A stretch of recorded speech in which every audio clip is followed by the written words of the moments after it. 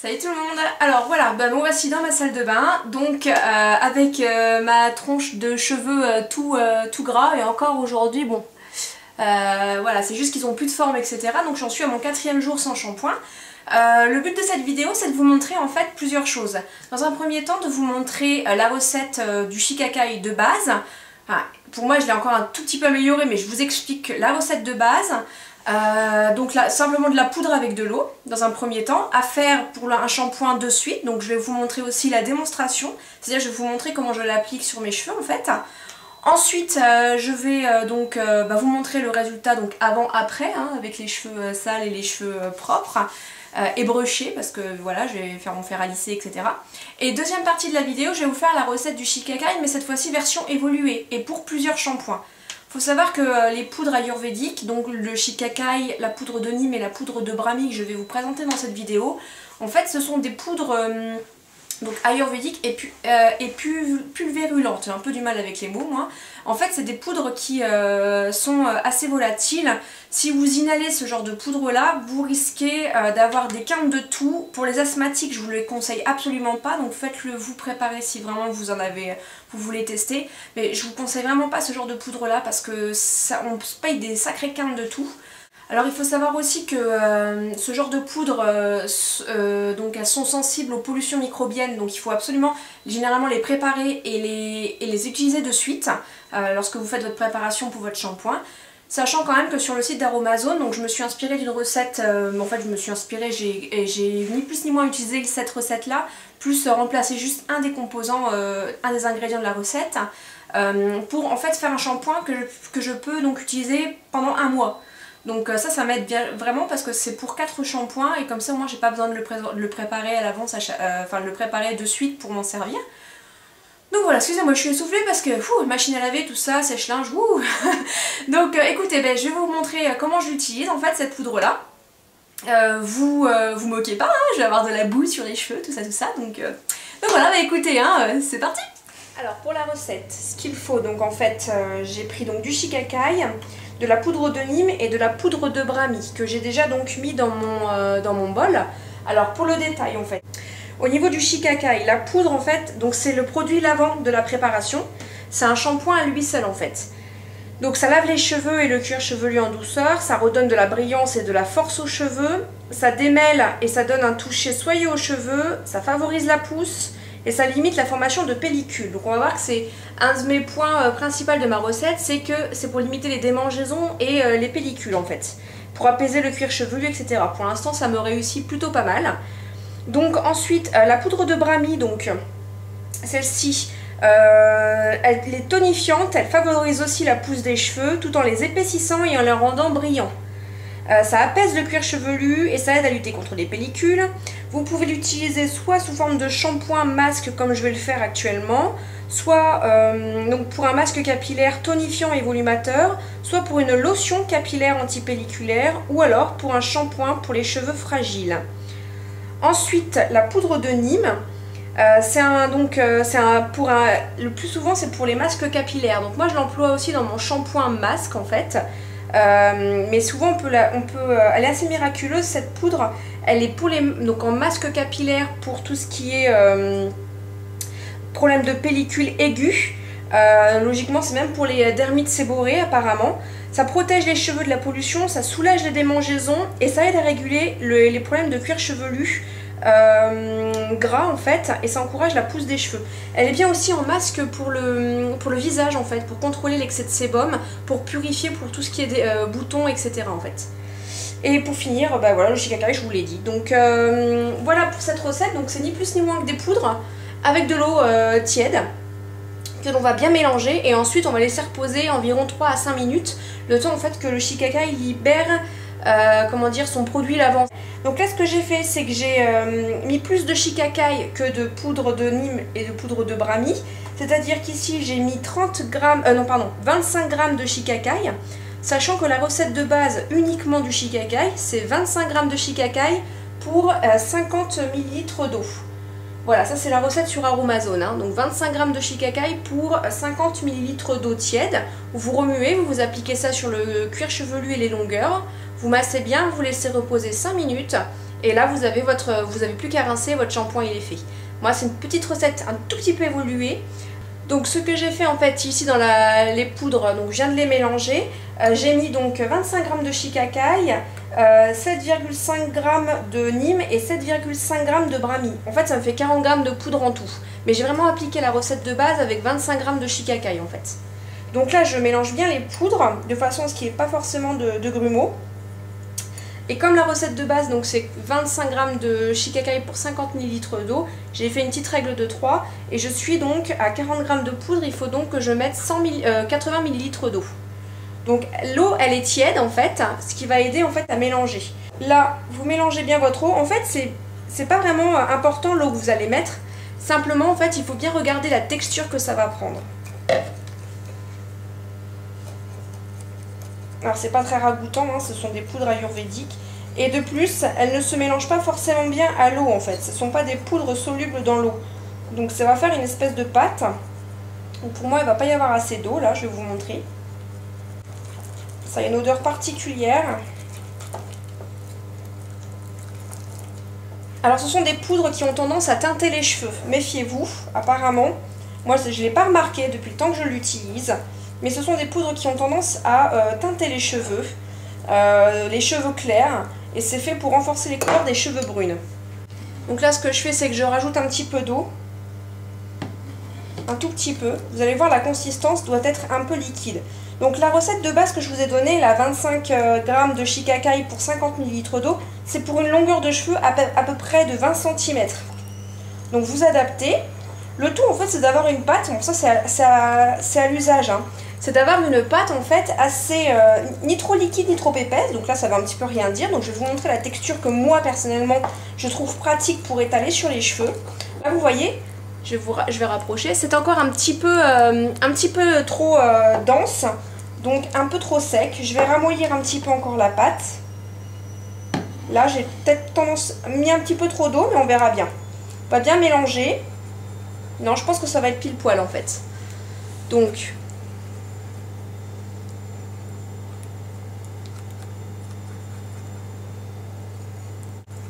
voilà, je pense que ça va avoir une consistance parfaite. Vous voyez, en fait, ça fait comme un peu les sables mouvants. Mais sables mouvants, c'est-à-dire que quand vous allez passer votre truc, ça va se remettre doucement. Quand vous passez votre fouet, ça se remet doucement au milieu.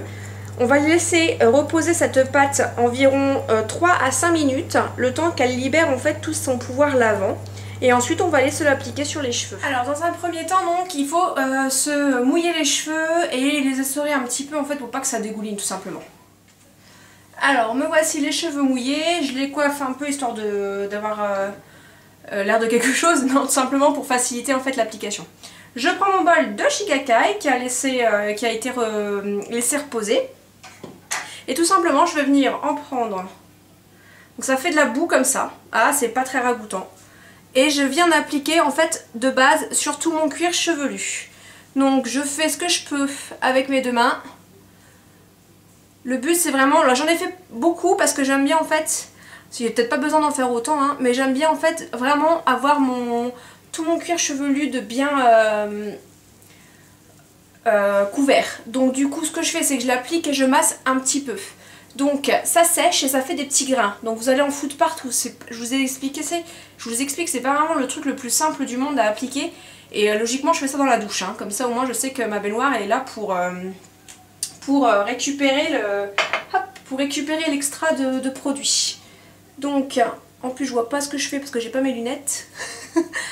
Mais bon, le principe c'est ça, hein, c'est que j'en applique en premier donc sur le cuir chevelu, je masse, d'accord, et je fais ça tout autour de ma tête pour finir juste au-dessous. Alors je vous dis, ça fait plus d'un mois, ça va faire presque 2 mois en fait que je fais ça, les dimanches.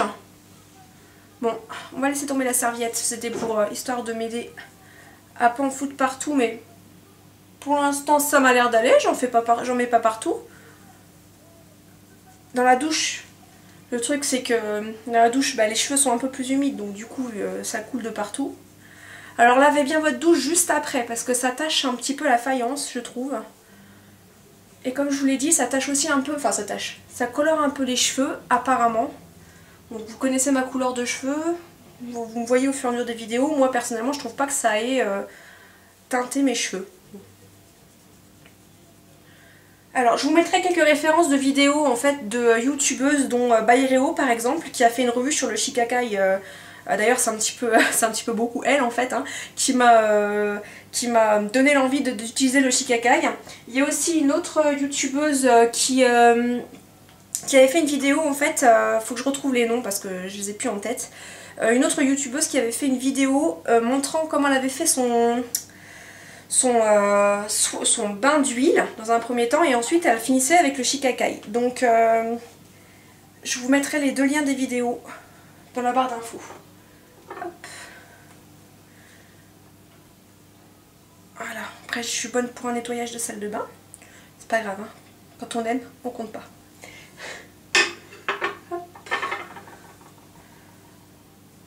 Ah, je vérifie à bien en avoir mis partout. Je me mets au-dessus de l'évier hein, parce que là c'est un peu périlleux. Si vous vous rendez compte qu'elle est un petit peu trop épaisse pour l'étaler ensuite, excusez-moi je sors du champ mais bon, si vous vous rendez compte qu'elle est un petit peu trop épaisse pour l'étaler, vous pouvez rajouter de l'eau en fait, hein, de l'eau tiède. Hein. Et une fois que vous avez appliqué tout votre produit, vous pouvez laisser poser entre 5, ouais, ils disent sur le site d'Aromazone, ils disent laisser poser le Shikakai 5 minutes. Je pense que c'est pour éviter aussi de teinter les cheveux. Sauf que moi quand je le fais avec des poudres comme ça, je laisse un quart d'heure, 20 minutes en fait. Donc voilà. Et ce que je fais c'est que je vais mettre un film plastique. Voilà pour le film plastique. On a l'air débile, mais c'est pas grave. Bah, écoutez, je vais laisser reposer ça 20 minutes, le temps de nettoyer ma salle de bain parce que je vous montre pas le carnage. Hein. Il y a un petit peu de poudre un petit peu par terre, donc ça va, c'est dans un coin. Je vais nettoyer tout ça et puis je reviens après m'être rincé les cheveux. Et bah pour vous montrer le résultat. A tout de suite.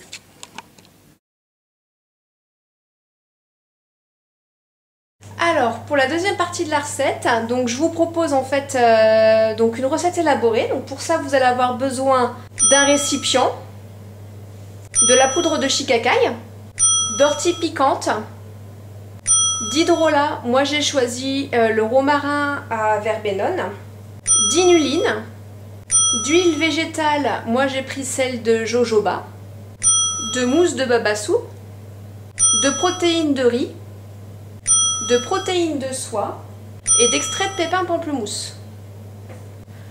Alors j'ai choisi en fait de prendre un contenant de 300 ml, sachant que ma préparation en tout et pour est pour 250 ml, mais ce que je fais c'est que je le rallonge avec de l'eau pour terminer la bouteille. Donc ici c'est un contenant de 300 ml que j'avais eu à Leclerc pour un pousse-mousse Mavana, gel douche-main, etc. Donc alors le flacon pompe ne sert strictement à rien puisque la préparation au Shikakai est tellement épaisse en fait que ça passe pas dans le flacon pompe. Donc c'est parti. Donc j'ai tout désinfecté en fait à l'alcool à 90. Vous pouvez désinfecter aussi à l'alcool à 70. Donc moi mon flacon a tout dégorgé à cause de l'alcool justement. Donc vous pouvez désinfecter à l'alcool à 70 si vous voulez, ou simplement faire bouillir tous vos ustensiles en aluminium, en ferraille. Le plastique, moi je désinfecte avec l'alcool. Donc dans un premier temps je vais peser en fait la poudre de Shikakai avec la poudre d'ortie. Alors la poudre d'ortie en fait, je vais vous expliquer au fur et à mesure hein, en fait ce qu'apportent les ingrédients. Donc la poudre d'ortie en fait va être un fortifiant capillaire naturel. Ça va aider à combattre la chute des cheveux, à réguler le sébum pour les cheveux gras et à apaiser les états de pellicule en fait.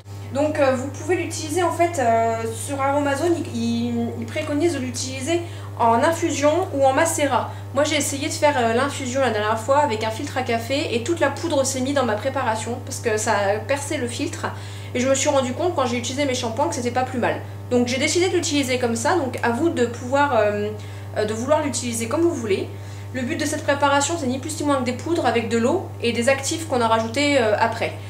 L'eau, vous pouvez prendre de l'eau minérale. Moi en l'occurrence j'ai pris de l'hydrolat de romarin à verbenone puisque j'ai suivi la recette de Aromazone. Maintenant je n'avais pas assez d'hydrolat donc je rajoute avec de l'eau. Ce que vous pouvez faire du coup avec la poudre d'ortie, c'est faire infuser ou faire un macérat donc du liquide total de votre préparation à côté ou la veille. de faire votre macérat, donc mettre la poudre avec l'eau, et en fait le lendemain de récolter simplement le filtrat pour vous en servir en phase aqueuse, donc en phase liquide de votre préparation.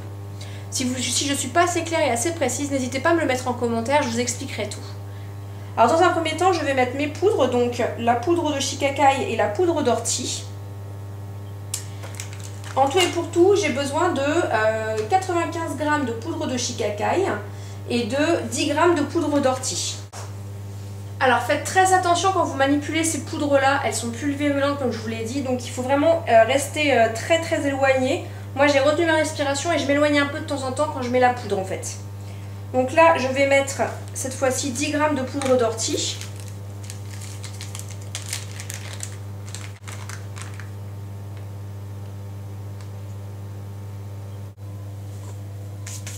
Donc là j'ai mélangé mes poudres en fait, la poudre donc de shikakai et la poudre d'ortie. Donc je suis à 105 g, donc 95 g de poudre de shikakai et 10 g de poudre d'ortie que je mélange bien. Alors faites attention, encore une fois, c'est très pulvérulent. Donc une fois que j'ai mélangé tout ça, je vais y ajouter ma phase aqueuse, donc tout simplement de l'hydrolat de romarin en fait, avec un peu d'eau minérale. Donc je vais l'ajouter doucement en fait et mélanger au fur et à mesure.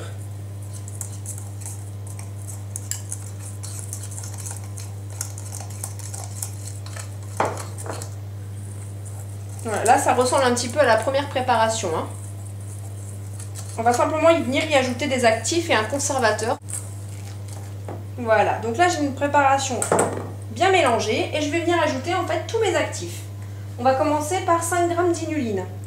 Donc l'inuline en fait c'est un hydratant pour la peau et les cheveux, c'est un adoucissant aussi et c'est un conditionneur capillaire en fait.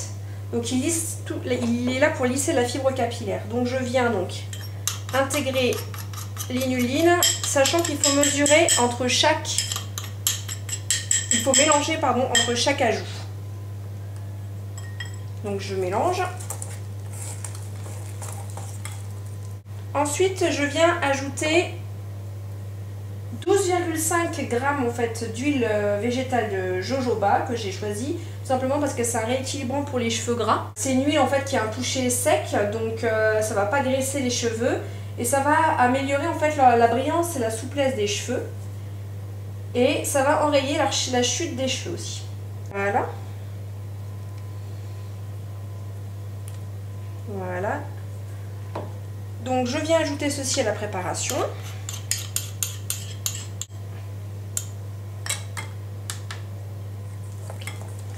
Donc, ce qui rajoute un petit peu de consistance liquide à la préparation.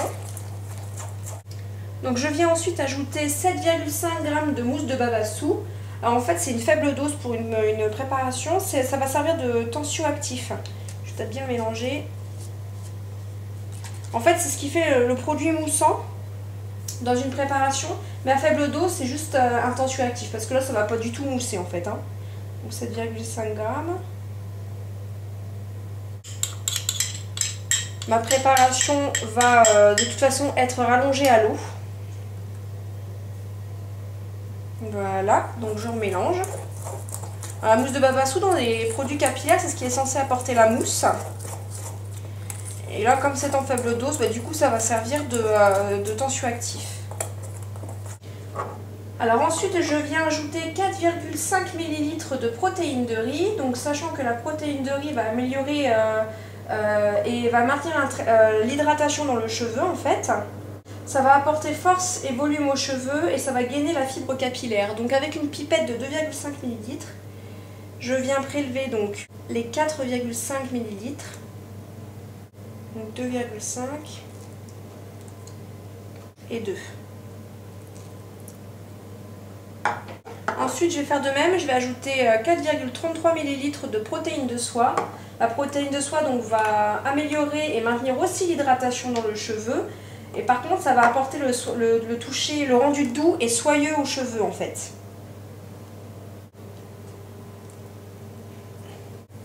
Et pour finir, je vais prélever donc 1,5 g de pépé, donc d'extrait de pépins de pamplemousse. C'est ce qui va aider en fait à la conservation de la préparation et ce qui va faire en fait que ça va être... on va pouvoir le conserver pendant 1 mois. Voilà. Je vais bien mélanger la préparation. Voilà, j'ai terminé par donc l'extrait de pépins de pamplemousse et les 2 protéines, donc de soie et de riz. Je mélange bien. Et je vais la délayer un tout petit peu avec de l'eau, en fait, déjà d'une pour que ce soit plus facile à rentrer dans ma préparation, dans mon petit contenant. Et puis dans tous les cas, je rallonge pour faire 300 ml. Comme ça sera plus pratique à appliquer par la suite. Donc, je délaye avec un peu d'eau.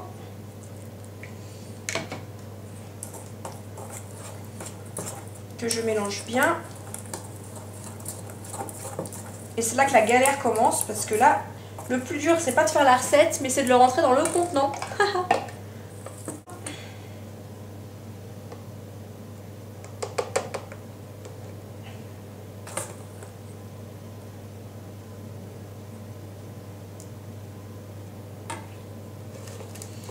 Et c'est du tapage.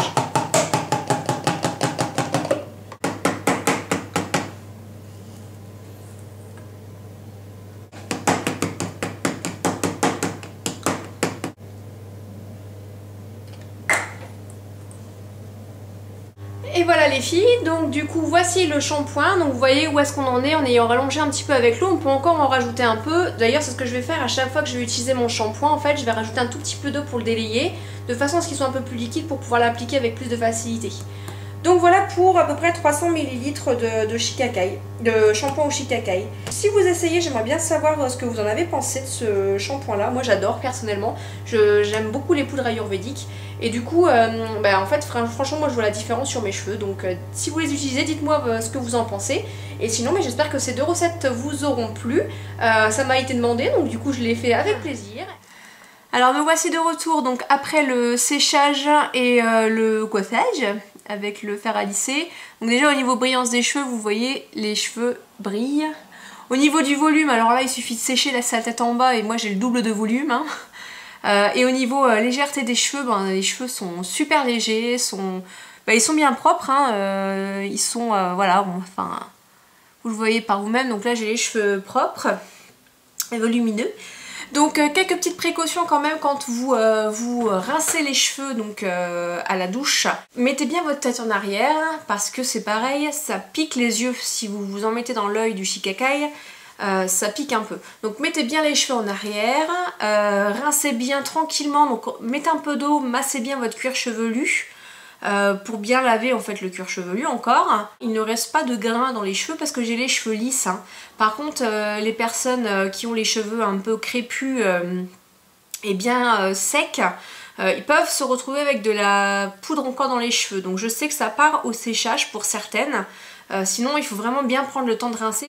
Alors mes poudres, je les ai achetées sur le site de Velan, donc je vous mettrai le lien dans la barre d'infos, tout simplement parce que je voulais acheter de la poudre de Nîmes et je sais que Aromazone ne la font pas cette poudre, ils font la poudre de Brahmi mais pas la poudre de Nîmes et ils font aussi le Shikakai. Donc là j'avais acheté les 3 boîtes du coup dans une même commande. Donc je me suis commandé du henné neutre pour faire aussi un soin. Alors voilà, par contre, je tiens encore une fois à préciser, hein, pour les shampoings, les poudres Shikakai, je sais qu'il y a l'Amla aussi, Amla, qui teinte un peu les cheveux, mais le Shikakai, je sais pas ce que vous en pensez, mais moi j'ai pas spécialement l'impression d'avoir foncé. Alors peut-être parce que je me l'applique pas assez longtemps, mais moi je me limite, quand je veux faire le shampoing simple Shikakai, donc juste Shikakai et de l'eau, je me laisse 5 minutes, pas plus. Et à partir du moment où je mets d'autres poudres ou d'autres actifs, je le laisse en cure de 15 à 20 minutes. Franchement aujourd'hui je me suis laissé 1 heure sur les cheveux. Donc je sais que je suis pas blonde hein, mais je suis pas non plus brune, je suis on va dire châtain et c'est vrai que voilà, donc j'ai pas forcément plus foncé que ça je trouve. Maintenant c'est vrai que pour moi ça a été des poudres miraculeuses parce que j'ai plus de démangeaisons. Je continue d'en prendre régulièrement, donc anti-pelliculaire et anti-démangeaison, mais je vais le faire, là je vais faire mon shampoing pendant 1 mois comme ça, et après je vais l'arrêter, je vais faire que de la poudre pour fortifier les cheveux, pour leur donner du volume, mais pas pour cheveux secs, pas pour cheveux gras, pas pour cheveux... Ça va être des shampoings assez neutres, mais plus pour les fortifier, etc. Parce que je pense qu'il faut les faire en cure. Bon bah écoutez, je pense que je vous ai tout dit à propos des poudres ayurvédiques. Je vous mets en tout cas tous les liens dans la barre d'infos où vous pouvez trouver ces poudres. La recette, donc les 2 recettes avec les pourcentages et les grammes. En fait, comme ça au moins si vous voulez par exemple adapter la formule pour un shampoing de 100 ml, de 200, 300, 400, 500, vous pouvez, bien que ça se conserve un mois. Et pour moi, le 300 ml, pour ma longueur de cheveux, je fais 4 shampoings dedans. Donc voilà, ça fait 4 shampoings, ça fait une fois par semaine, ça me fait bien un mois. Donc méfiez-vous aussi, gardez pas plus. Et puis surtout, une bonne condition de préparation. Moi j'ai désinfecté tous mes ustensiles avant. J'ai déjà fait une crème de jour une crème de jour et nuit. J'ai fait des démaquillants, etc. J'ai jamais eu de soucis au niveau de la conservation.